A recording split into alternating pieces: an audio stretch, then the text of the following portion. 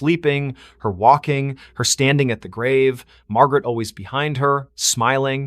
She burned sage, a trick from her mother, but the smoke formed Margaret's face, grinning. Desperate, Elise scoured the library. A 1924 journal, hidden in a locked drawer, told of Margaret's pact with the mist, a ritual to cheat death, binding her soul to the cemetery. She'd smile at her grave to seal the bargain, trapping others to sustain her. Each victim's name appeared on a new stone, their bodies never found. Elise's name was scribbled in the journal's margin in her own handwriting, though she'd never touched it. That night, the fog invaded the inn. Elise's door wouldn't lock, her phone dead. She fled to the cemetery, hoping to break the cycle. Margaret's grave was open, a yawning pit. Inside, bones gleamed, and a mirror lay propped against the dirt, reflecting not Elise, but Margaret, smiling, her hands reaching through the glass. "Stay forever," she whispered, her voice in Elise's skull. Elise smashed the mirror, shards cutting her hands. The fog screamed, the grave collapsing, burying the bones. She ran, the town blurring past, until she reached a gas station miles away. She never returned to Grayville. Her photos left behind were found by the innkeeper, each showing Elise at the grave, Margaret's smile growing wider, her face merging with Elise's. Months later, a new archivist came to Grayville. They found a fresh stone in the cemetery.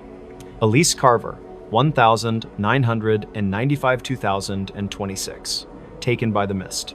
Locals swear they see her at dusk, standing by the grave, smiling a smile too wide. Her eyes too dark. The fog rolls in thicker now, and those who linger hear a whisper, "Join me." The stones multiply, and Margaret's grave, always pristine, waits for the next name. She vanished in front of everyone. The grand ballroom of the Eldridge Hotel buzzed with excitement on that fateful evening. Crystal chandeliers cast a warm glow over the crowd of 200 guests, all dressed in their finest attire for the annual masquerade gala. Laughter echoed off the marble walls, glasses clinked in toasts, and the orchestra played a lively waltz. At the center of it all was Sophia Laurent, the enigmatic hostess known for her flair for the dramatic. Sophia was a vision in a flowing crimson gown that shimmered like liquid fire under the lights. Her mask, adorned with feathers and jewels, concealed her eyes but not her radiant smile. She was a socialite, a philanthropist, and rumor had it, a woman with secrets deeper than the ocean. "Tonight," she announced from the stage, her voice silky and commanding, "I shall perform a feat that will leave you breathless, a vanishing act right before your eyes." The audience murmured in anticipation. Sophia had hired the best illusionists in the city, but this was her show. She stepped into a large, ornate cabinet at the center of the stage, its doors carved with intricate patterns.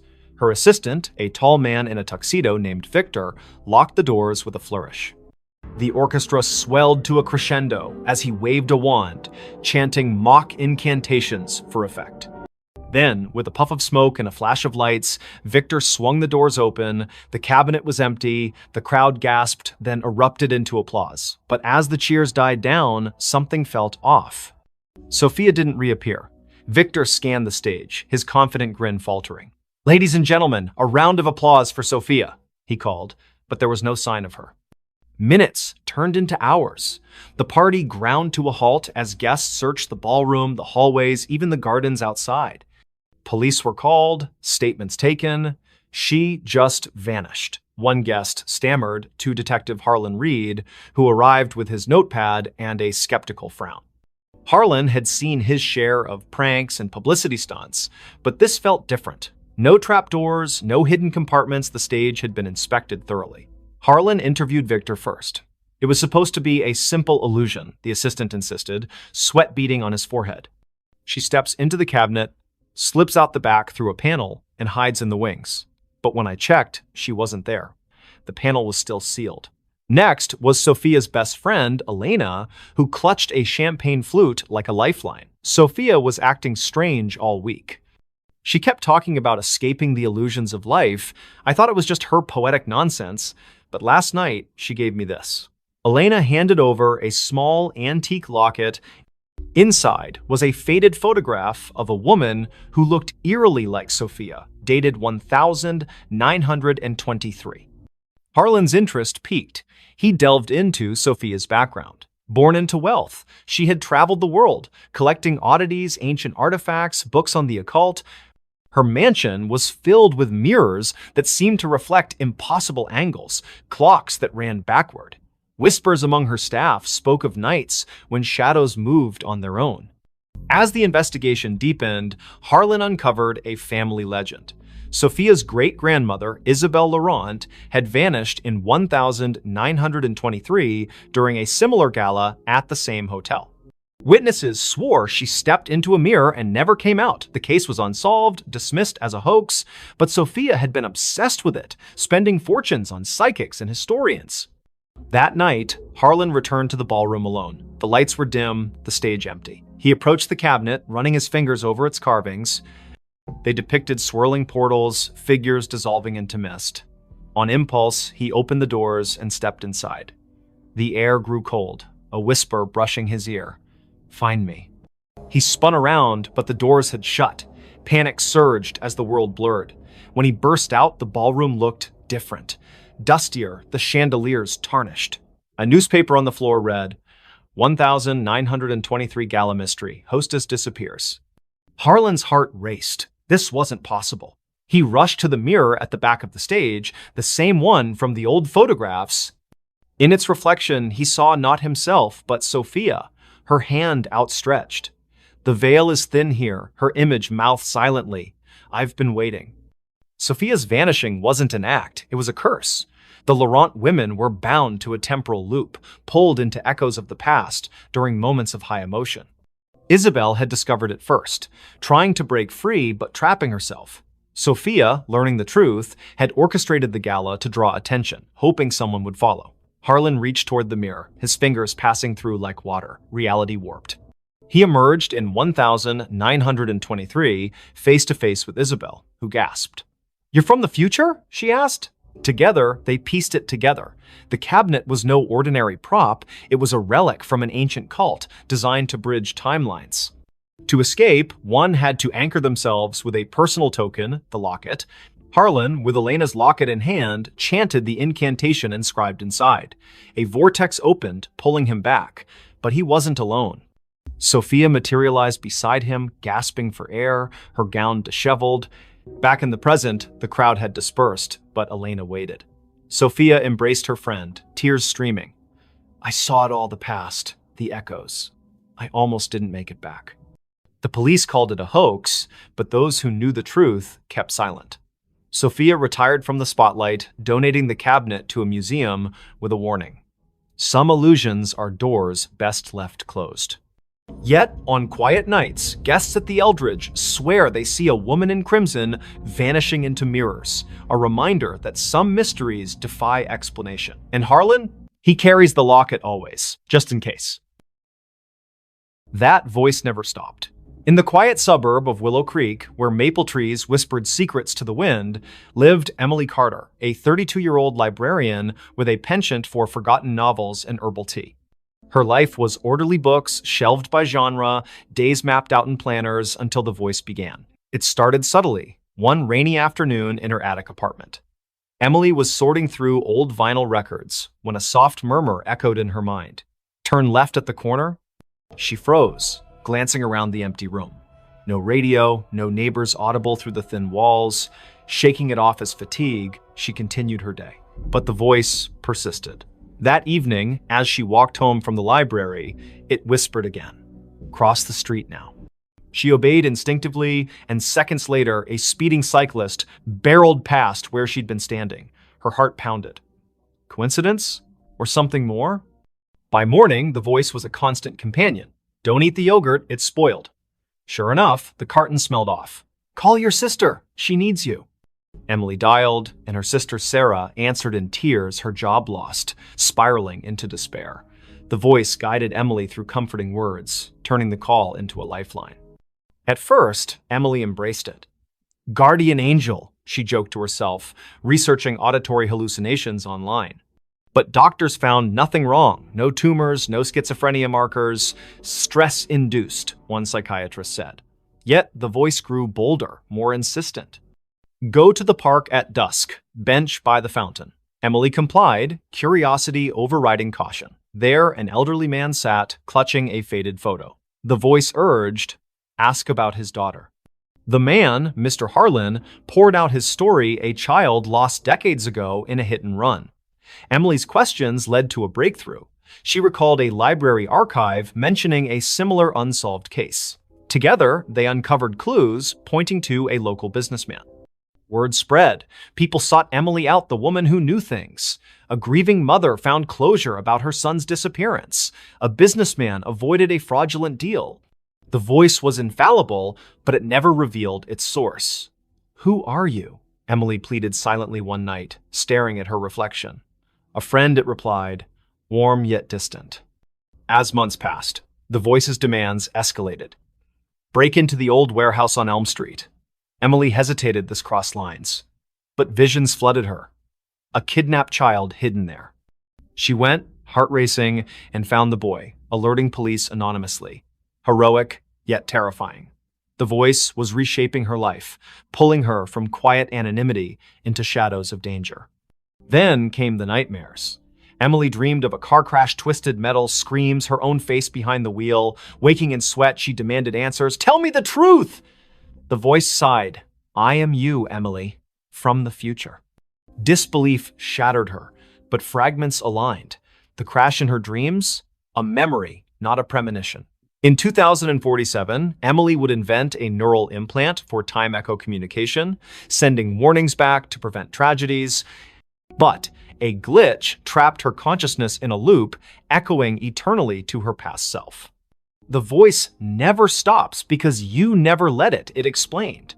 I chose this to save lives, to rewrite fates. But the cost, isolation, madness creeping in." Emily recoiled. Was her life a puppet show? She tried ignoring it, drowning it with music, pills, but it persisted. Save the girl on the bridge tonight. Defiant, she stayed home.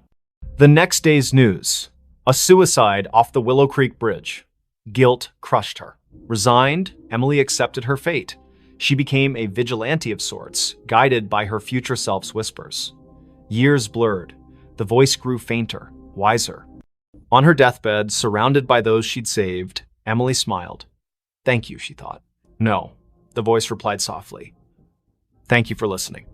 And in that moment, as her eyes closed, she glimpsed the loop closing a young Emily in the attic, hearing the first whisper. The voice never stopped, it simply began anew. The house that was never on the map. In the fog-shrouded hills of rural Vermont, where GPS signals faltered and old paper maps yellowed in glove compartments, stood a house that defied existence. Dr. Elias Thorne, a cartographer by trade, discovered it by accident during a surveying trip in the fall of 2023. His equipment glitched near Blackwood Forest, a blank spot on every digital map, an oversight on the antiques. Curiosity piqued, he hiked through the brambles and emerged at a clearing. There it was, a Victorian mansion, ivy-choked and weathered, its spires piercing the gray sky like accusing fingers. Elias bought it on impulse, dirt cheap from a seller who vanished after the deed was signed. A steal, he told his wife, Mara, and their teenage daughter, Lily. They needed a fresh start after the city had chewed them up. Elias's job loss, Mara's anxiety attacks, Lily's rebellion. The house promised isolation, peace, but from the first night, unease settled like dust. The movers swore the address didn't exist. "You're sure this is it?" one asked, eyeing the overgrown path. Inside, the room smelled of damp earth and forgotten whispers. Elias laughed it off, but Lily found the first anomaly. Her phone's map app showed an empty field where the house should be. "Glitch," she muttered, but zooming in revealed nothing. No streets, no landmarks, just void. That evening, as rain lashed the windows, strange sounds began. Not creaks or groans, but echoes, faint conversations from empty rooms, like recordings of lives long past. Mara heard children's laughter in the attic, though the stairs led to a bricked-up wall. "Imagination," Elias dismissed, burying himself in his maps. He spread them across the dining table, marking the house's location obsessively. But no matter how he plotted coordinates, the ink bled, lines curving away as if repelled. Lily explored the basement first. Flashlight in hand, she descended creaking stairs into a labyrinth of cobwebbed shelves. Amid dusty crates, she found a leather-bound journal dated 1897. The entry spoke of a builder, Harlan Crow, who constructed the house as a sanctuary from the world's gaze. But later, pages devolved into madness. The walls shift. Doors open to nowhere. It hides us from maps, from reality itself. The last entry, we are not alone. The others, they never left. That night, Lily dreamed of shadows peeling from the walls, forming humanoid shapes that whispered her name. She woke to find her bedroom door ajar, leading not to the hallway, but to a mirrored corridor stretching infinitely. Panicking, she slammed it shut. In the morning, it was normal again. Bad dream, she told herself, but bruises on her arms suggested otherwise. Elias noticed changes too. Rooms expanded or contracted overnight. The kitchen, once cozy, now felt cavernous, echoes amplifying every footstep. He measured it, dimensions impossible, defying Euclidean geometry. Non-Euclidean spaces, he murmured, recalling Lovecraftian tales. Mara found solace in the garden, but the flowers wilted under her touch, petals curling like screams. The horrors escalated. One evening, during dinner, the lights flickered. When they stabilized, Lily was gone. Elias and Mara searched frantically upstairs, basement, outside, no trace. But from the vents came her voice, faint and distorted. "Help, it's pulling me in." They tore at wallpaper, revealing older layers beneath, faded drawings of trapped figures, hands pressed against invisible barriers. Elias delved into local lore at the town library.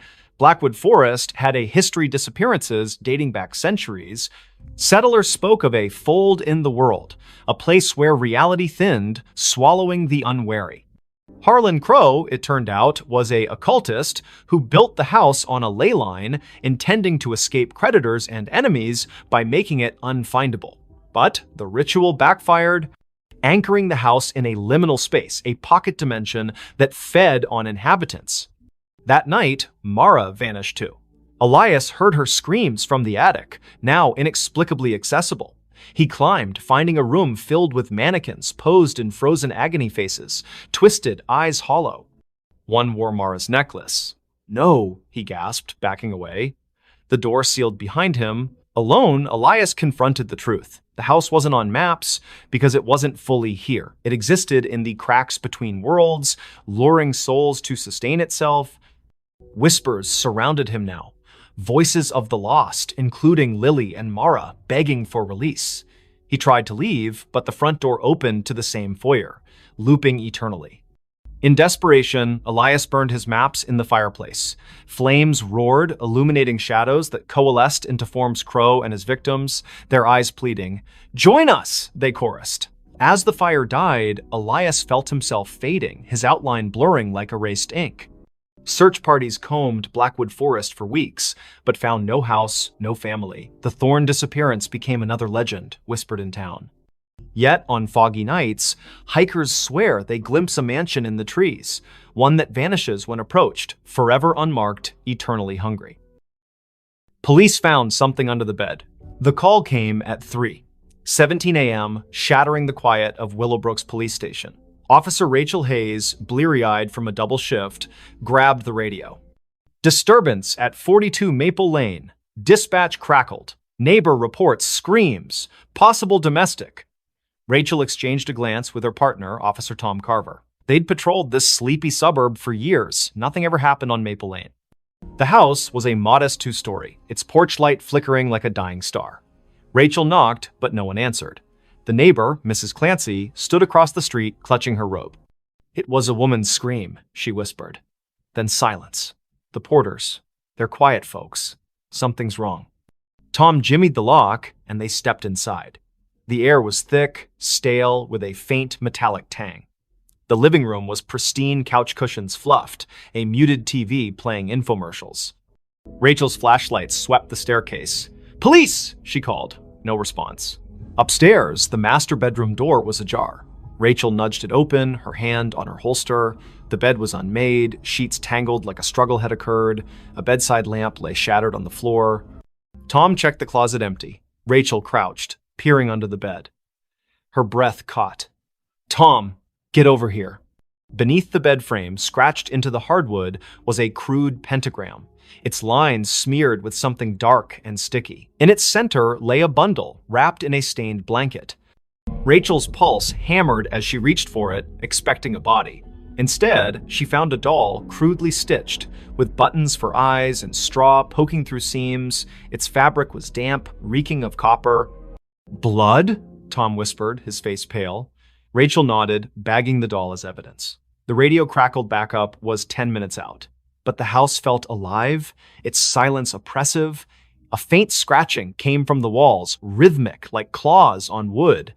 They searched the rest of the house. In the basement, they found Polaroids scattered across a workbench, images of the Porters, Claire and David, smiling at first, then progressively gaunt, eyes hollow. The last photo showed Claire staring blankly, her hands clutching the doll. Scrawled on the back, "It sees us." Rachel's skin prickled. "We need to find them," she said. But Tom pointed to the ceiling. The scratching had moved upstairs. They ascended cautiously, following the sound to the guest room. The door was locked. Tom kicked it open, revealing a small space with a single window, curtains billowing despite no breeze. On the floor lay David Porter, his throat slashed, eyes wide in frozen terror. Claire was gone. Blood trailed from the body to the bed, where the mattress sagged oddly. Rachel lifted it. Underneath, carved into the box spring, was another pentagram, this one larger, its lines pulsing with a faint red glow. The scratching stopped. A whisper slithered from the shadows. "You found me." Tom stumbled back, his gun shaking. Rachel's flashlight flickered, plunging them into darkness. When it snapped back on, the room was empty, David's body gone. Only the doll remained, now lying in the pentagram's center, its button eyes glinting. "Rachel, we need to go," Tom urged, but she couldn't move. The doll's head twitched, turning toward her. A giggle echoed, high and childlike, though no child lived here. The walls seemed to breathe, closing in. Rachel grabbed the doll, intending to secure it, but it burned her hand, leaving a blistered mark. Backup arrived, flooding the house with lights and voices, but the evidence was vanishing. The pentagram under the bed was gone, the floor pristine. The doll in Rachel's evidence bag was now just a pile of ash. The photos in the basement? Blank. David's body never reappeared, and Claire remained missing. The official report called it a domestic dispute gone wrong, but Rachel knew better. She couldn't sleep. The giggle followed her home, echoing in her apartment. One night, she woke to scratching under her own bed. Heart pounding, she looked, nothing. But her flashlight caught a faint outline, a pentagram, freshly carved, with a single button eye in its center. The next morning, neighbors reported a scream from Rachel's apartment. Police found her bed empty, sheets tangled. Underneath, a new doll lay, its face stitched to resemble Rachel, its eyes wide and unblinking. The case was closed, another disappearance in Willowbrook. But late at night, officers swear they hear scratching from the evidence room where the doll sits, waiting. She came home, but it wasn't her home. Clara Vance stepped off the Greyhound bus in Hollow Pines, Vermont, her boots crunching on the frost-dusted gravel.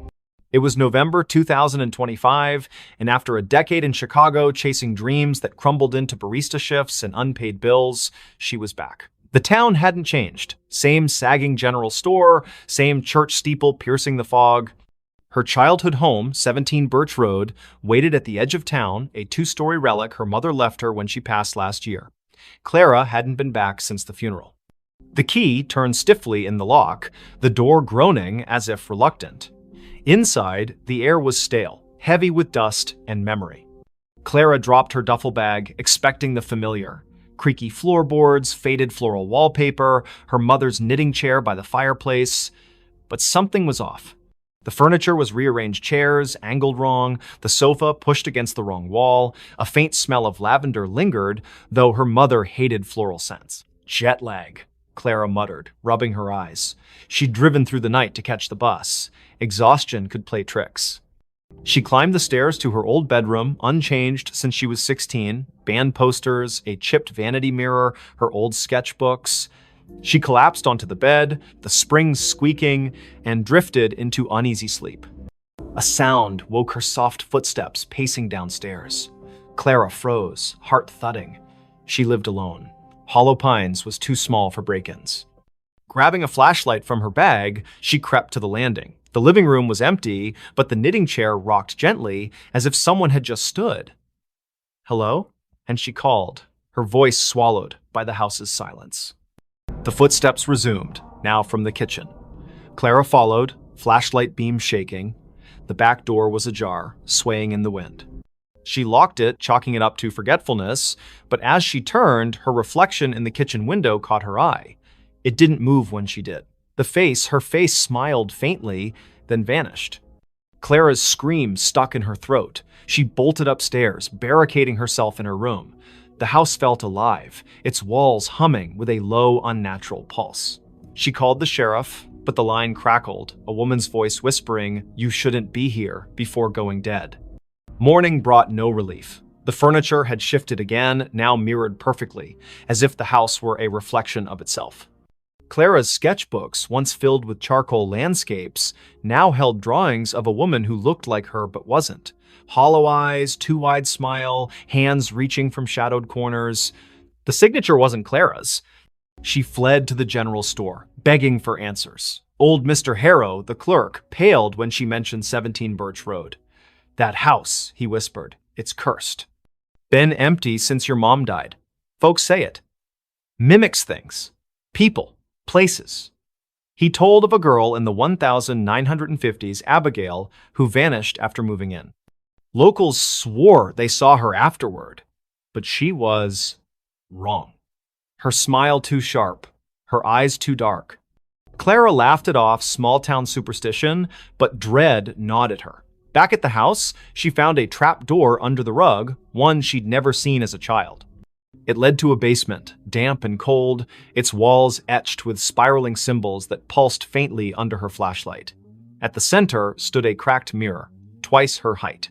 In it, Clara saw not herself, but the other woman, her doppelganger, wearing Clara's clothes, mimicking her movements with a delay, like a lagging video feed. "This is my home now," the reflection-mouthed, voice echoing in Clara's skull. She stumbled back, tripping over a box of her mother's things. Inside was a diary, pages brittle. Her mother wrote of the other Clara, a presence that appeared after Clara left for Chicago. "She walks my halls, wears my daughter's face. I locked the mirror, but she's breaking through." Clara's blood ran cold. Her mother hadn't died of a heart attack. She'd been found in the basement, clutching a rosary, eyes wide with terror. The coroner never explained the claw marks on her arm. That night, the house turned hostile. Doors slammed shut, locking Clara in the living room. The doppelganger appeared in every reflective surface: windows, the TV screen, even a spoon on the table each time closer, her smile stretching wider. "Give me your place," she hissed, her voice a distorted echo of Clara's.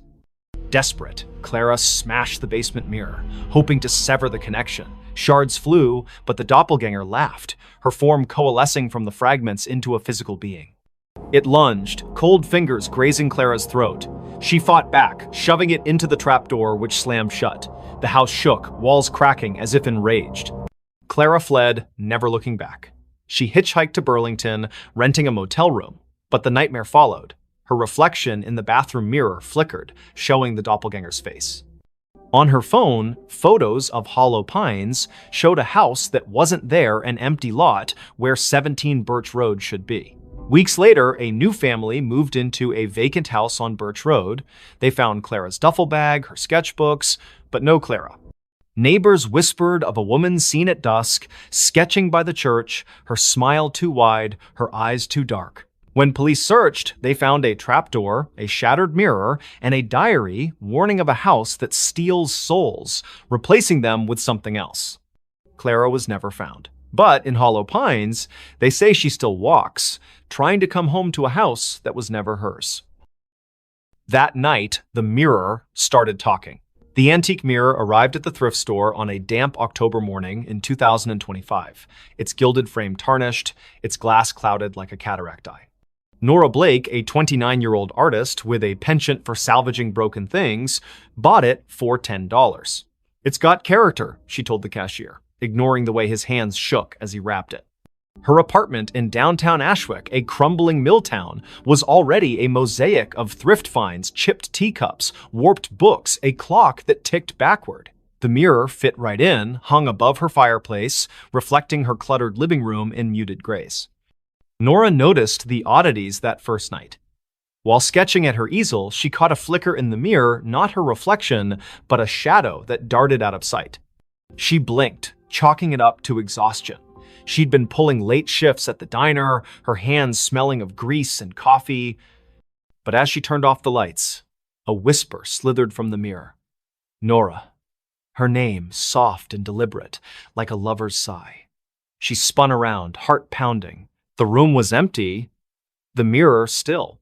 Sleep eluded her. The whisper came again at 3 a.m.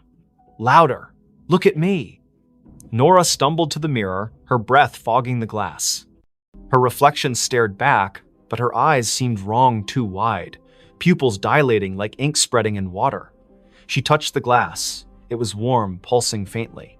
Stress, she muttered, unplugging every light and crawling back to bed. By morning, the mirror had changed. Its surface was clearer, almost luminous, reflecting details Nora hadn't noticed. A crack in the ceiling, a stain on the rug. But it didn't reflect her. Instead, it showed a woman who looked like Nora, same auburn hair, same freckles, but dressed in a high-collared gown, her expression hungry. Stay with me, the woman mouthed, her voice echoing in Nora's skull. Nora covered the mirror with a sheet, but the whispers persisted, seeping through the fabric. You're mine now. She called her friend Milo, a skeptic who fixed electronics and scoffed at ghost stories. He inspected the mirror, finding nothing, no wires, no speakers. It's just old glass, he said. But his voice trembled when he noticed the sheet had fallen off, the mirror bare again.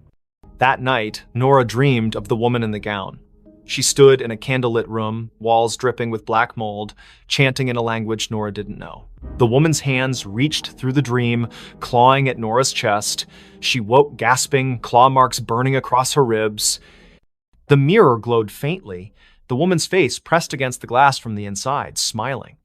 Nora researched the mirror's origins. The thrift store had no records, but an old newspaper clipping mentioned a similar mirror owned by Evelyn Crane, an Ashwick heiress who vanished in 1892. Locals claimed Evelyn practiced witchcraft, trapping souls in reflective surfaces to cheat death. Her mansion burned down, but the mirror survived, passing through estate sales, each owner meeting misfortune, suicides, disappearances, madness. Desperate, Nora tried to destroy the mirror. She swung a hammer, but the glass didn't crack. The blow reverberated, knocking her back. The woman's laughter filled the room, sharp and gleeful. You can't break me. Objects began moving, books slid off shelves, teacups shattered. The mirror's reflection showed not her apartment, but Evelyn's charred mansion, its walls alive with writhing shadows. Milo returned, pale but determined, with a priestess from a local Wiccan group. She burned sage, chanting protections, but the air grew heavy, the temperature plummeting. The mirror pulsed, and Evelyn's voice boomed. This is my vessel. The priestess screamed, blood trickling from her nose, and fled. Milo stayed, gripping Nora's hand. We burn it, he said. They doused the mirror in gasoline, but the flames wouldn't catch. Instead, the mirror's surface rippled, and Evelyn stepped out, her form solidifying, gown pristine, eyes black voids. Nora and Milo ran, but the apartment's doors locked, windows sealed. Evelyn's laughter chased them, her footsteps heavy. You invited me in, she taunted, her fingers brushing Nora's neck, cold as frostbite. In a final stand, Nora faced the mirror, staring into Evelyn's eyes. Take me, but leave him, she pleaded. The mirror flared, and Nora felt herself pulled inside, her body dissolving into light. She saw Evelyn's memories, betrayals, rituals, a desperate pact with something ancient. Then, darkness. Milo woke in the apartment, alone. The mirror was gone, the wall bare. Nora's sketchbooks lay open, filled with drawings of Evelyn's face. Police searched, but Nora was another Ashwick disappearance. Milo kept quiet, fearing disbelief, but he never returned to the apartment. Months later, a new tenant hung a cheap mirror above the fireplace.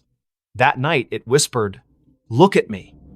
And in its reflection, Nora's face appeared, her eyes too wide, her smile not her own. The final note before disappearing. In the sleepy coastal town of Greyhaven, where the Atlantic's waves whispered secrets to the cliffs, the old lighthouse on Widow's Point stood abandoned. Its beacon hadn't spun since 1987 when keeper Amos Reed vanished, leaving only a cryptic note in the logbook. The song calls. I must answer. Locals avoided the place, claiming the wind carried eerie melodies at night. But for Lena Harper, a 34-year-old composer with a faltering career, the lighthouse was a last chance to find inspiration. Lena arrived in October 2025, renting a cottage near the cliffs. Her symphony, meant to revive her reputation, was due in a month, but her mind was blank. Haunted by failures and a recent divorce, the lighthouse, looming against the gray sky, felt like a muse. She ignored the townsfolk's warnings, superstitions about siren songs and missing keepers. It's just an old tower, she told herself, hauling her violin and notebook up the spiral stairs. The interior was frozen in time. Rusted lanterns, a cracked logbook, and a gramophone in the keeper's quarters, its needle poised over a warped record. Lena set up her recorder, hoping to capture the ocean's rhythm for her score. That night, as fog smothered the coast, she played her violin, the notes echoing off the stone walls. Then, faintly, another melody answered a haunting, wordless hum that seemed to rise from the sea. Lena stopped, her bow trembling. The hum continued, weaving through her own music, both beautiful and wrong, like a lullaby sung by something ancient. She checked her recorder. It had caught the sound, clear and unnervingly human. Wind through the cliffs, she reasoned, but her skin prickled. The gramophone needle twitched, spinning the record without power. The hum grew louder, now a voice. Play with me. She fled to the cottage, locking the door. Sleep brought nightmares, shadows with liquid eyes, hands pulling her toward the waves. By morning, her recorder was blank, the haunting melody erased. Desperate for answers, Lena visited the town library, finding records of Greyhaven's lost. Since the lighthouse was built in 1843, 7 keepers had vanished, each leaving a note about a song. The last, Amos, was found days before his disappearance, wandering the cliffs, muttering about her voice. Lena's obsession grew. She returned to the lighthouse, playing her violin to lure the voice. It came stronger, singing in a language she didn't know, yet understood. Finish the song and join us. Her fingers moved unbidden, composing a melody that felt like it belonged to someone else. She scribbled it down a single page, titled The Final Note. It was perfect, her masterpiece, but writing it left her drained, her reflection in the lantern room's glass pale and unfamiliar. That night, the lighthouse shook. The gramophone blared, its record spinning backward, spewing distorted wails. Lena's score glowed faintly on the table, the ink shifting, forming symbols that pulsed like a heartbeat. The voice was inside now. You're mine. Shadows slithered from the walls, their forms humanoid but fluid, eyes glinting like oil slicks. They circled her, humming her own melody. Lena ran, but the stairs looped endlessly, each turn bringing her back to the lantern room. The glass walls reflected not the ocean, but a churning abyss, faces pressing against it. Amos, the other keepers, their mouths open in silent screams. The voice laughed, complete it or stay forever. In a panic, Lena grabbed her score and tore it, scattering the pieces. The shadows shrieked, the lighthouse trembling as if in pain. The gramophone exploded, shards cutting her arms. She stumbled outside, collapsing on the cliffs. Dawn broke, the fog lifting, and the lighthouse stood silent, its door sealed as if never opened. Lena fled Greyhaven, her symphony unwritten. She burned her violin, moved inland, and swore never to compose again. But the melody lingered, humming in her dreams. Months later, a package arrived at her new apartment, no sender, no postmark. Inside was a single sheet of music, her handwriting titled The Final Note. The ink was wet, smelling of salt and decay. She called the Greyhaven sheriff, who sent a deputy to Widow's Point. The lighthouse was empty, the logbook untouched since Amos's note. But on the cliffs, they found Lena's recorder, playing a loop of her voice singing the haunting melody, though she hadn't returned.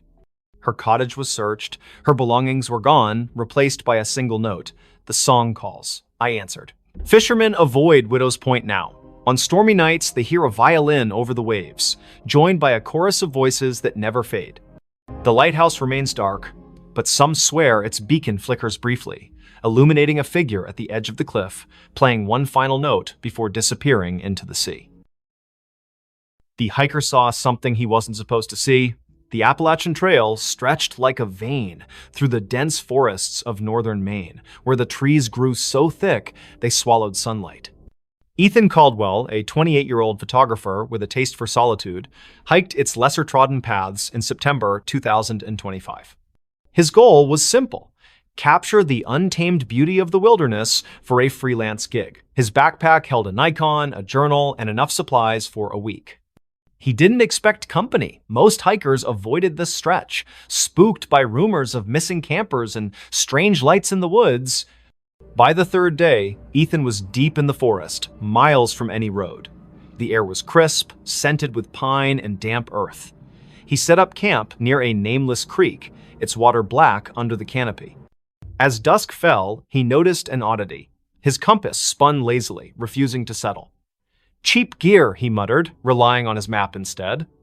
That night, under a moonless sky, he heard a low hum, like a distant engine, pulsing through the ground. It wasn't animal, wasn't natural. Curiosity tugged at him. The next morning, Ethan followed the creek upstream, chasing the hum's source. His camera hung around his neck, ready to snap anything unusual. The forest grew denser, the trail vanishing into a tangle of roots and moss. Then he saw it, a clearing, unnatural in its perfection, as if the trees had been pushed back by an invisible force. At its center stood a structure, a stone arch, weathered and covered in glyphs that seemed to writhe under his gaze. It wasn't on any map, and Ethan had never read of ruins in this part of Maine. He raised his camera, snapping photos. The glyphs glowed faintly, a sickly green, though no light source explained it. The hum intensified, vibrating in his chest. Through the arch, the air shimmered like heat rising from asphalt, showing glimpses of a different forest, darker, with twisted, leafless trees. Ethan stepped closer, his lens capturing the anomaly. That's when he saw her. A figure stood just beyond the arch, humanoid but wrong, too tall, limbs too long, its face a blur of shadow. It didn't move, yet Ethan felt watched, his skin crawling as if ants marched beneath it. He lowered the camera, and the figure was gone. But when he checked the viewfinder, it was there, closer. Its face now a featureless void with pinprick eyes. His hands shook as he backed away, the hum now a deafening drone in his skull. Ethan ran, branches clawing at his face. His compass was useless, spinning wildly. The forest seemed to shift, paths looping back to the clearing no matter which way he turned. Panic set in as night fell, the hum replaced by whispers his name, spoken in a voice that wasn't human. "You saw," it hissed, echoing from every tree. He stumbled into his campsite, only to find his tent shredded, his journal open to a page he hadn't written, "You weren't supposed to see." Desperate, Ethan checked his camera. The photos of the arch were gone, replaced by images of himself hiking, sleeping, eating, taken from angles that meant someone or something had been watching him for days. The last photo showed him standing before the arch, the figure behind him, its long fingers brushing his shoulder. He hadn't felt a thing. He fled toward the nearest ranger station, 20 miles south, using the stars to navigate. But the forest fought him. Roots tripped him, shadows moved against the wind. At dawn, he found a stream and followed it, hoping for salvation. Instead, it led back to the clearing. The arch loomed larger now, the glyphs pulsing red. The figure stood within, motionless, its void face fixed on him. "Join us," the whispers urged, now a chorus. Ethan's legs buckled, his vision blurring. He saw flashes, other hikers, campers, their faces frozen in terror, pulled through the arch into that other forest. His camera grew heavy, the strap tightening like a noose. He tore it off, smashing it against a rock. The whispers screamed, the arch flaring bright enough to burn his eyes. Ethan ran blindly, collapsing hours later near a logging road. A trucker found him, incoherent, babbling about an arch and eyes in the dark. Rangers searched, but found no clearing, no structure. Ethan's camera was gone, his journal blank except for that one scrawled note.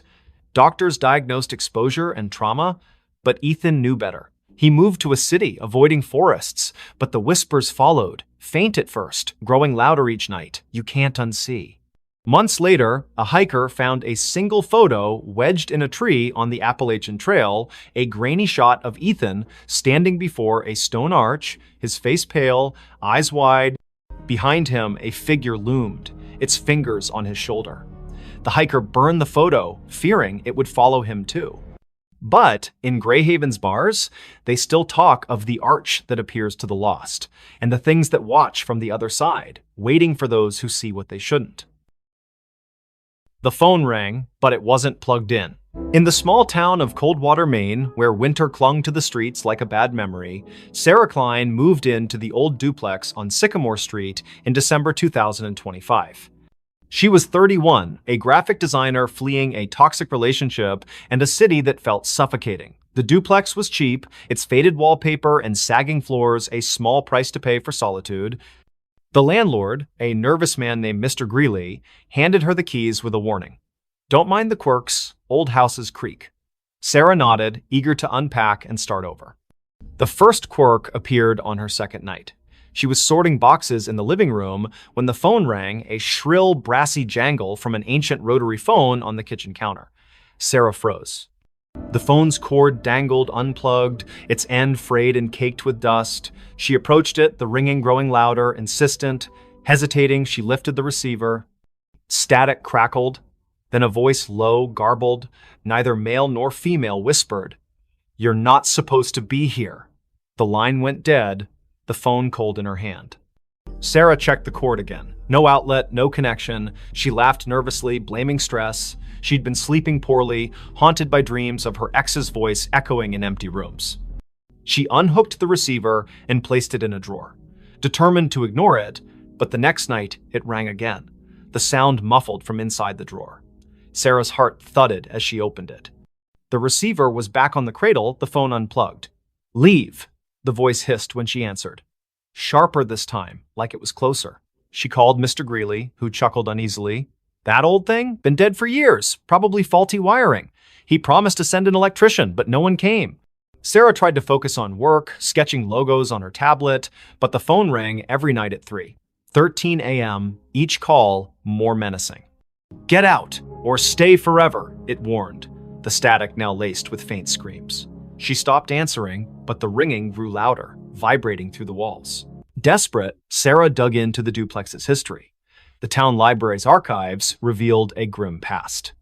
In 1974, the previous tenant, Margaret Hale, vanished after neighbors reported hearing her scream during a storm. Her belongings were found untouched, except for a rotary phone unplugged with a note beside it. "It won't stop." Other tenants had fled over the decades, citing noises and bad feelings. A man in 1992 claimed the phone spoke his name before he disappeared. Sarah's dreams worsened. She saw Margaret, pale and eyeless, standing in the kitchen, dialing the rotary phone with skeletal fingers. In the dreams, the walls bled, and the voice from the phone chanted, "Join us." Waking, Sarah found scratches on her arms, as if she'd clawed herself. She bought a new phone, a modern cordless one, but it too rang at 3:13 a.m., unplugged, spitting the same garbled voice.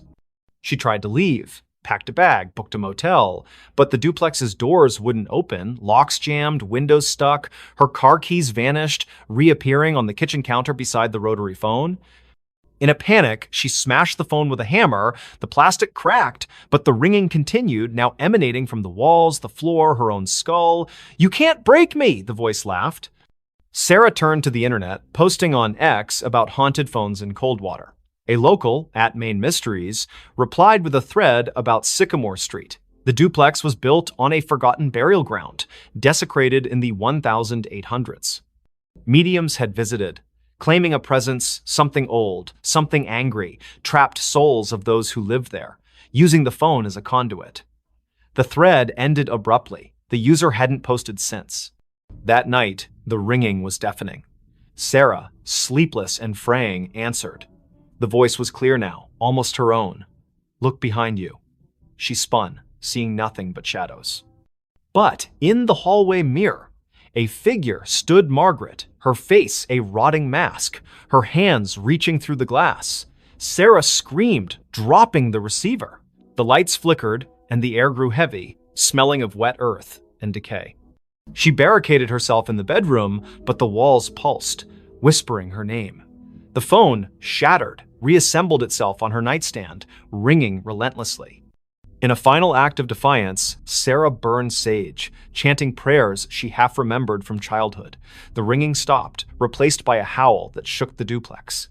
The mirror cracked, and Margaret's form lunged, cold fingers grazing Sarah's throat. Sarah blacked out. She woke at dawn, sprawled on the kitchen floor, the phone silent, its cord still unplugged. The doors opened easily now. She fled, leaving everything behind. The motel clerk in the next town swore she checked in alone, but Sarah felt watched, the voices echo lingering in her ears. Weeks later, a new tenant moved into the duplex. They found a rotary phone, pristine, on the counter. That night, it rang, unplugged, whispering a new name. In Coldwater, they don't talk about Sycamore Street anymore. But those who pass the duplex at 313 A hear it, a faint brassy jangle, and a voice that begs, "Answer me." They dug up the backyard. In the quiet suburb of Elmwood, where picket fences and manicured lawns defined normalcy, the Hargrove family moved into 23 Oak Lane in the spring of 2025.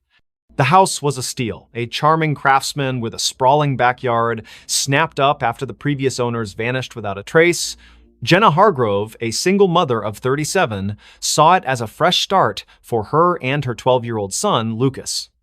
The realtor glossed over the prior owner's disappearance, blaming financial troubles. Jenna, eager to escape her own past, didn't press. The backyard was Lucas's favorite part. Overgrown with wildflowers and shaded by an ancient oak, it begged for exploration. He wanted to build a treehouse, so Jenna hired a local landscaper, Mr. Polk, to clear the tangle of weeds and level the ground. Polk, a grizzled man with eyes like chipped flint, hesitated. "Folks say this yard's bad luck," he muttered, glancing at the oak. "Last owners dug here. Never seen again." Jenna laughed it off small-town gossip. The digging began on a Saturday, the air thick with the scent of turned earth. Lucas watched from the porch, sketching the oak in his notebook. Polk's crew unearthed roots and rocks, but by noon, they hit something hard. A metallic clang echoed as a shovel struck a rusted box the size of a small coffin, buried 3 feet down. Polk pried it open, revealing a collection of bones, human, weathered, and arranged in a spiral. A cracked locket lay at the center, its photo faded but showing a woman with hollow eyes. Jenna called the police. Sheriff Tate arrived, his face grim. "Not the first time," he said, bagging the bones. He wouldn't elaborate, but Lucas overheard him whisper to a deputy about the Oak Lane curse. The bones were sent for analysis, and digging stopped. That night, the house felt different. The air was heavy, the silence oppressive.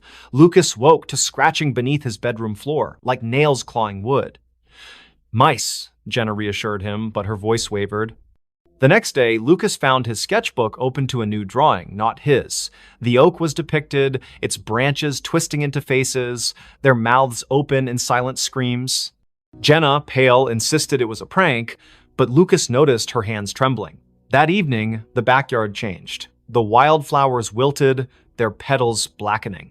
The oak's shadow seemed to stretch too far, pooling like ink across the lawn. At midnight, the scratching returned, now from the backyard. Lucas peered out his window and froze.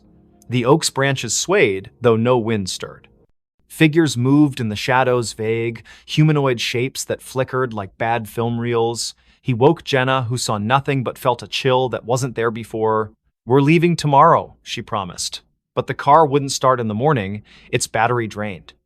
Sheriff Tate returned with news. The bones were over a century old, likely from a family that lived on the land in the 1870s. They'd vanished after digging a well under the oak, leaving behind rumors of a deal with something in the earth. The locket's photo matched a missing woman, Eliza Marrow, rumored to have practiced rituals to bind the land. Tate warned Jenna to stay out of the backyard, but Lucas couldn't resist. He sneaked out at dusk, drawn to the oak. The ground where the box was found had shifted, forming a shallow pit. Inside, the locket lay again, open, its photo now clear Jenna's face, not Eliza's. Lucas screamed, dropping it, the ground pulsed, and a voice whispered from the pit, "You dug too deep!" Jenna found him, dragging him inside. The house locked itself, doors jammed, windows sealed. The scratching became a pounding, shaking the walls. Shadows oozed from the floorboards, forming shapes with too many limbs, their eyes glinting like wet stones. "Give us the boy," they hissed, their voices a chorus of gravel and wind. Jenna clutched Lucas, barricading them in the bathroom. She burned sage, a trick from her grandmother, but the smoke curled into symbols matching those on the locket. The shadows laughed, their forms pressing against the door. In desperation, Jenna grabbed a kitchen knife and carved a circle around them, chanting half-remembered prayers. The pounding stopped, but the air grew colder, the shadows retreating to the backyard. At dawn, the doors opened. Jenna and Lucas fled to a motel. Sheriff Tate searched the house, finding nothing. No locket, no pit, just fresh dirt under the oak, as if untouched. The Hargroves never returned. The house was sold again to a young couple who ignored the rumors. They started digging for a garden, and the oak's shadow grew longer. Weeks later, a neighbor reported screams from 23 Oak Lane. Police found the couple's car running, doors open, but no trace of them. In the backyard, a new locket lay under the oak, its photo showing Lucas, his eyes hollow. At night, Elmwood residents hear scratching from the earth, and those who pass the house swear the oak's branches move, reaching for something only they can see. The smile in her last photo. In the sleepy town of Willow Creek, nestled between rolling hills and a sluggish river, Mia Reynolds was known for her photography. At 27, she had a knack for capturing the soul of her subjects' families, weddings, even the town's annual fair.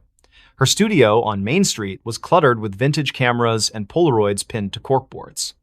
But in November 2025, Mia took a photo that would haunt Willow Creek forever. It started with a commission from the town's historical society.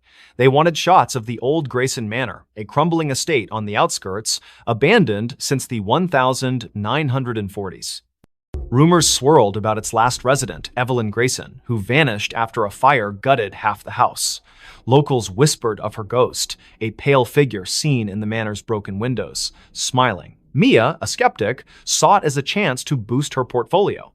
She arrived at the manor on a foggy afternoon, her Nikon slung around her neck. The air was heavy, smelling of damp wood and something sour like rotting flowers.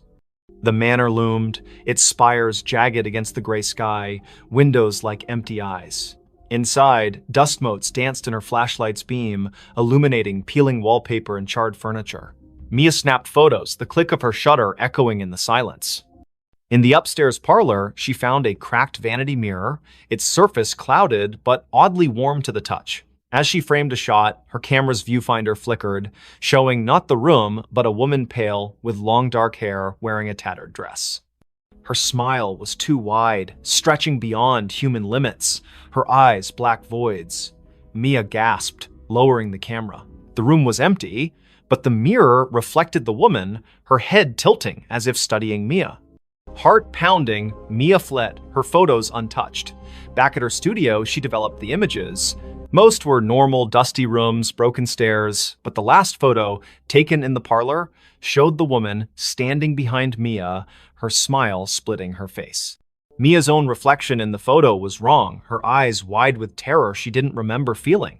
She burned the print, but the image lingered in her mind, that smile searing itself into her dreams.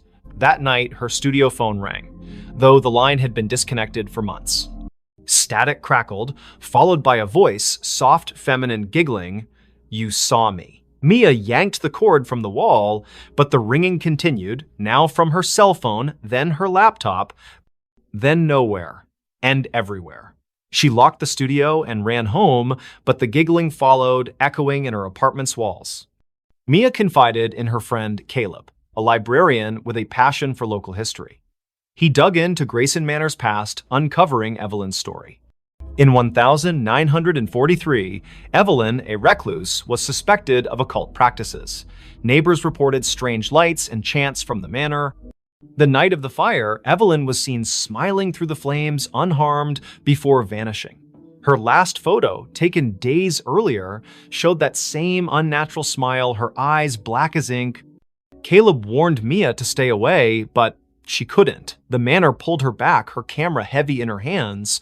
She returned at dusk, the air colder, the manor darker. In the parlor, the mirror glowed faintly, and the woman Evelyn stepped out, her form flickering like a bad signal. "Take my picture," she whispered, her voice in Mia's skull. Mia's hands moved against her will, snapping a photo. The camera burned her fingers, and the mirror cracked, shards falling like rain.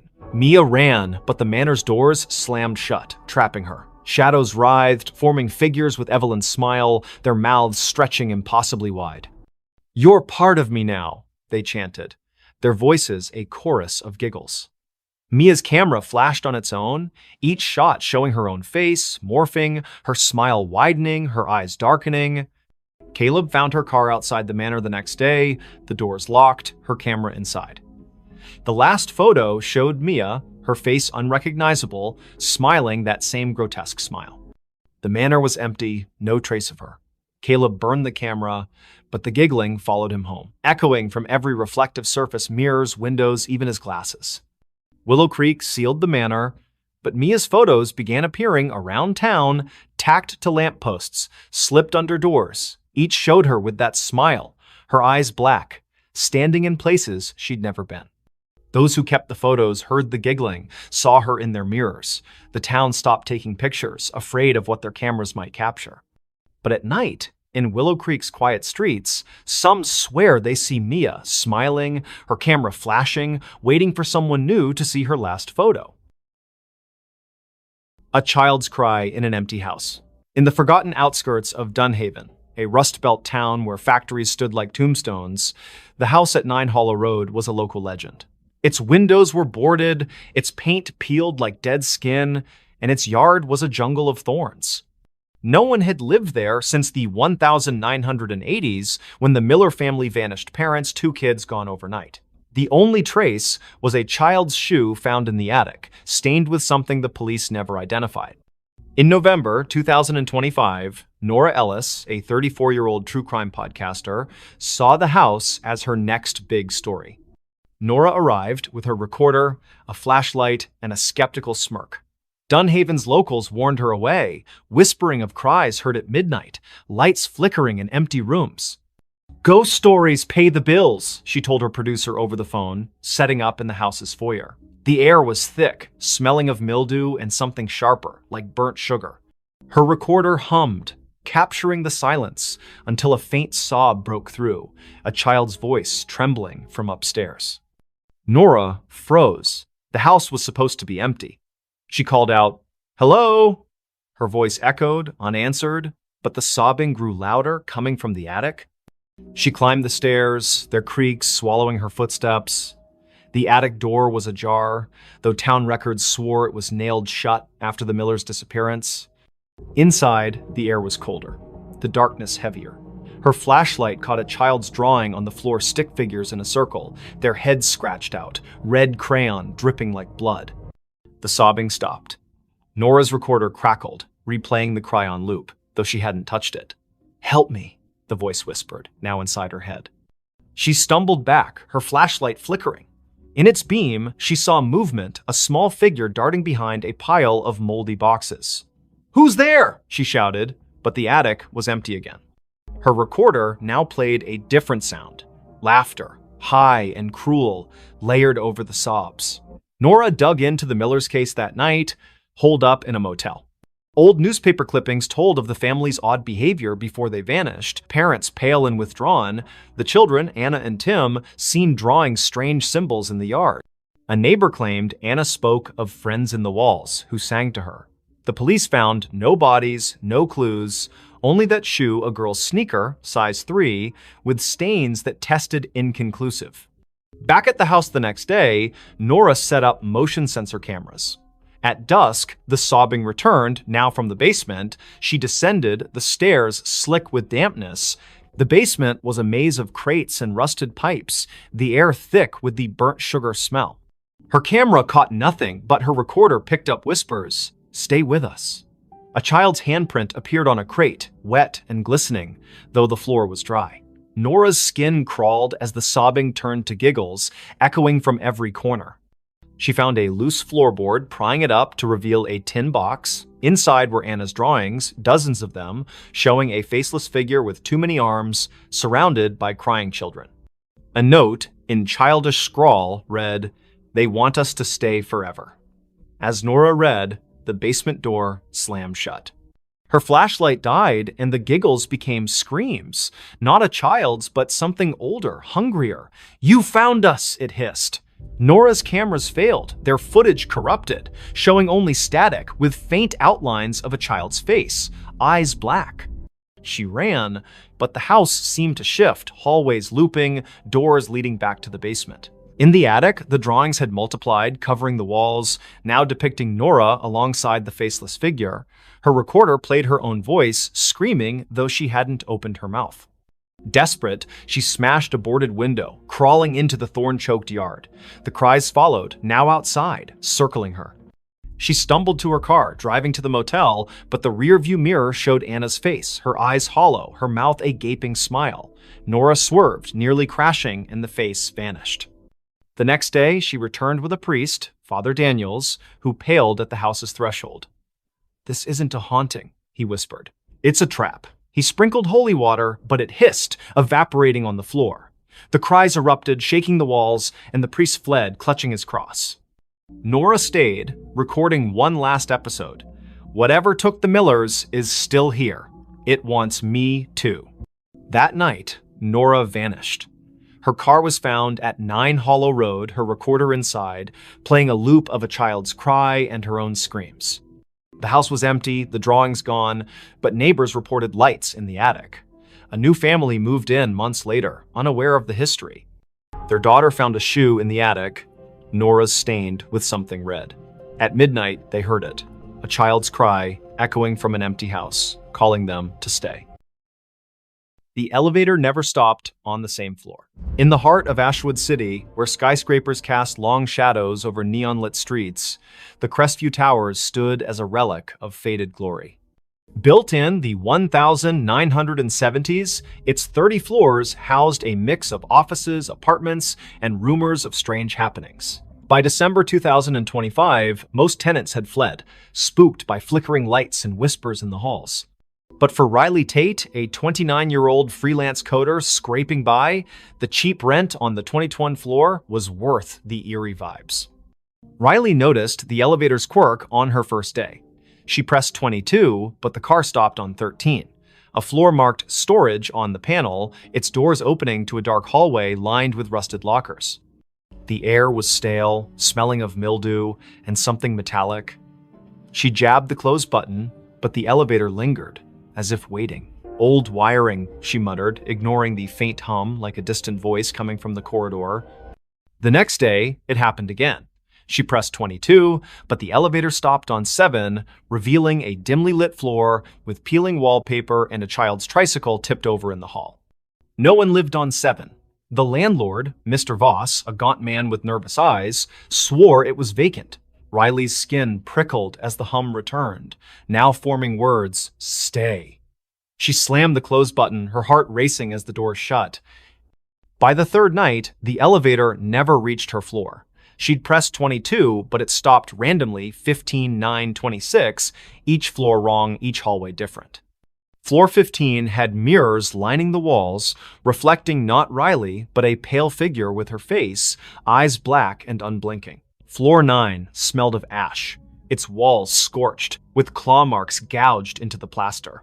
Floor 26 was freezing, its windows frosted over, showing a city skyline that wasn't Ashwood's jagged alien under a red sky. Riley stopped using the elevator, taking the stairs, but the stairwell was no better. Doors to random floors were unlocked, leading to the same strange halls she'd seen from the elevator.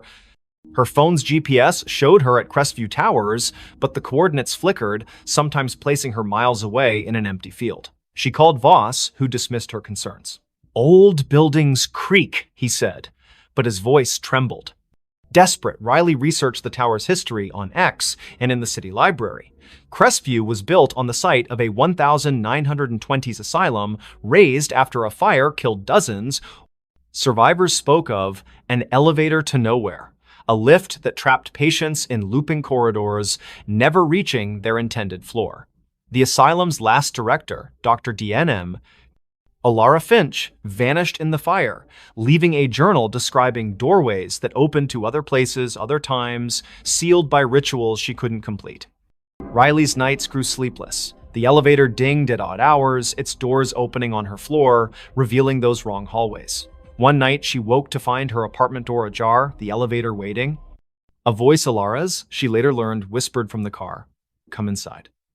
Riley slammed her door, barricading it with a chair, but her laptop, left on, displayed a live feed of herself sleeping, filmed from above her bed. No camera was there. She confronted Voss, who paled at the mention of the elevator. "It's her," he whispered, eyes darting. "Alara, she never left." He admitted the tower was built to contain something, a rift, opened by the asylum's experiments that bled into reality. The elevator was its anchor, moving not just between floors, but between worlds. Tenants who rode it too long vanished, their names erased from leases, their apartments empty. Riley tried to leave, but her key wouldn't turn in the lock. The elevator dinged, doors open, revealing a hallway of endless mirrors, each showing Alara's face, pale, smiling, her eyes voids. "Ride with me," she whispered, her voice in Riley's head. Riley ran to the stairwell, but it looped back to the elevator, the car waiting like a predator. In a final stand, Riley entered the elevator, clutching a knife. She pressed every button, hoping to break the cycle. The car lurched, stopping on no floor marked on the panel. The doors opened to a void black, endless, filled with whispers. Alara stood there, her form flickering, her hands reaching. Riley slashed wildly, the knife passing through air, but the elevator shook, sparks flying, the doors shut, and the car plummeted. Riley woke in her apartment, the elevator silent, her knife was gone, her hands bloodied. She fled Crestview Towers, never returning. The landlord reported her missing, but her apartment was empty, her name gone from the lease. Months later, a new tenant rode the elevator to 22. It stopped on 13, the doors opening to a hallway where Riley stood, her eyes black, whispering, "Stay." The elevator still runs in Crestview Towers, never stopping on the same floor twice. Tenants avoid it, but some nights it calls, its ding echoing through empty halls, inviting the unwary to ride where no one returns. Knock from the invisible. In the remote village of Thornwick, nestled deep in the fog-drenched valleys of upstate New York, the old Whitaker cottage stood alone at the edge of Blackthorn Woods. Its clapboard walls sagged and its windows were clouded with grime, yet it drew Clara Wren, a 32-year-old writer seeking solitude to finish her novel. In January 2026, she rented the cottage, ignoring the locals' warnings about its history. "People don't stay long," the grocer said, his eyes darting to the woods. "It knocks, and then it takes." Clara dismissed it as folklore. The cottage was perfect, isolated, cheap, with a stone fireplace and a view of snow-laden pines. She unpacked her laptop, notebooks, and a thermos of coffee, settling into a rhythm of writing by day and stoking the fire by night. But on her third night, as a storm howled outside, she heard it, 3 sharp knocks on the front door. The sound was deliberate, heavy like a fist on wood. She froze, her pen hovering over the page. The door was locked, the windows shuttered. She called out, "Who's there?" No answer. The wind screamed, but the knocks came again, 3, slow, from the door. Clara grabbed a flashlight and peered through the peephole. Nothing but swirling snow. She opened the door, heart pounding, but the porch was empty, the snow undisturbed, no footprints, no tracks. The knocks returned the next night, now from the bedroom wall. 3, always 3, rhythmic and insistent. Clara checked every inch of the cottage attic, crawl space, even under the floorboards. Nothing. Her phone had no signal, the Wi-Fi dead. She drove to town, asking about the cottage's past. The librarian, an elderly woman named Mrs. Hale, paled. "The Whitakers," she whispered. "They built it in 1890. All 5 vanished by 1893. Neighbors heard knocking before each one disappeared. They called it the Invisible." Clara scoffed but bought salt and sage, sprinkling the former around doors and burning the latter, as Mrs. Hale suggested. That night, the knocks moved to the ceiling, louder, shaking dust from the beams. "Let me in," a voice whispered, soft and genderless, seeping from the walls. Clara's flashlight caught movement, a shadow darting across the room, formless yet heavy like a weight in the air. She screamed, barricading herself in the bathroom, but the knocks followed, now inside the mirror, the glass rippling like water. She found a diary under a loose floorboard the next day, its pages brittle, written by Eliza Whitaker. "The invisible comes at night," it read. "It knocks to be let in, but it's already here. It wants a vessel." The last entry was scrawled, "I let it in. God forgive me." Clara's hands shook. The diary mentioned a ritual salt and blood to banish it, but warned of a cost. It takes what you love most. That evening, the knocks were everywhere. Walls, windows, even her laptop screen. The air grew thick, smelling of wet earth and decay. Clara's flashlight died, and the fire dimmed, casting shadows that moved against the light's logic. She poured salt in a circle, pricking her finger to drip blood, as the diary instructed. The knocks stopped, replaced by a wail that shook the cottage, windows cracking. The shadow coalesced, a formless mass with eyes like burning coals hovering outside her circle. "You can't keep me out," it hissed, its voice in her skull. Clara chanted the ritual's words, her voice breaking. The shadow lunged, but the salt flared, repelling it. The cottage trembled, beams groaning as the shadow screamed, dissolving into the floor. Silence fell, heavy and wrong. Clara fled at dawn, leaving everything: laptop, clothes, her unfinished novel. She drove to a motel, but the knocks followed, faint at first, tapping her car's dashboard, then her motel mirror. She burned the diary, hoping to sever the tie, but the ashes formed 3 knocks on the table. Her phone, offline, played a recording of her own voice. "Let me in." Thornwick's sheriff searched the cottage, finding no trace of Clara. Her car was found in the woods, empty, with salt scattered across the seats. Locals say the cottage is quiet now, but at night, hikers hear knocks 3, always 3, coming from the trees. A new tenant moved in, unaware. On their first night, they found a notebook, not Clara's, with a single line. "It's already inside." By morning, they were gone, and the knocks began again, waiting for the next to answer. The woman smiled at her own grave. In the fog-choked town of Grayvale, where the cemetery on Hollow Hill was older than the church itself, the gravestones told stories no one dared repeat. It was March 2026 when Elise Carver, a 30-year-old archivist, arrived to catalog the town's records for a university project. Grayvale's library was a treasure trove of crumbling ledgers, but it was the cemetery that drew her a maze of moss-covered stones, some dating back to the 1700s. Locals avoided it,